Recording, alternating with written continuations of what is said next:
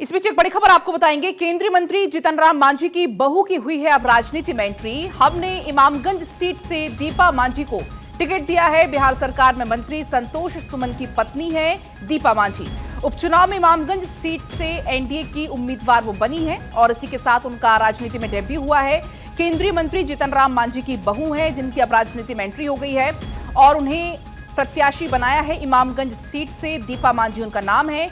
बिहार सरकार में मंत्री संतोष सुमन उनकी पत्नी है दीपा मांझी, जो कि अब उपचुनाव में चुनावी मैदान में नजर आने वाली हैं। इमामगंज सीट से एनडीए की उम्मीदवार दीपा मांझी रहेंगी। तो ये बड़ी जानकारी है। केंद्रीय मंत्री जीतन राम मांझी की बहू जो कि अब राजनीति में एंट्री ले चुकी हैं।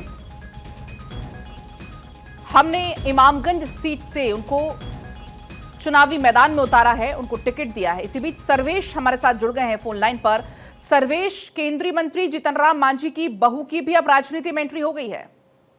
जी बिल्कुल पलक, देखिए दीपा मांझी जो कि जीतन राम मांझी की बहू हैं, वो संतोष मांझी जो कि बिहार सरकार में मंत्री हैं, उनकी पत्नी है, उनकी राजनीति में एंट्री हो गई है। माना यही जा रहा था कि जीतन राम मांझी अपने परिवार से ही किसी को अपनी विरासत सौंपेंगे और इमामगंज की सीट उन्होंने अपनी बहू को सौंप दी है दीपा मांझी को। और ऐलान कर दिया गया है कि दीपा मांझी इमामगंज से एनडीए की साझा उम्मीदवार होंगी और इस बार के उपचुनाव में दीपा मांझी चुनाव लड़ेंगी। तो सब बातें स्पष्ट हो गई हैं। अब देखने वाली बात होगी कि महागठबंधन से किसको वहां से टिकट मिलती है और कौन दीपा मांझी के खिलाफ खड़ा होता है। हालांकि ये तस्वीर तो जब सामने वाला प्रत्याशी सामने आएगा तब क्लियर होगी, लेकिन फिर भी इमामगंज के समीकरण सर्वेश क्या कहते हैं?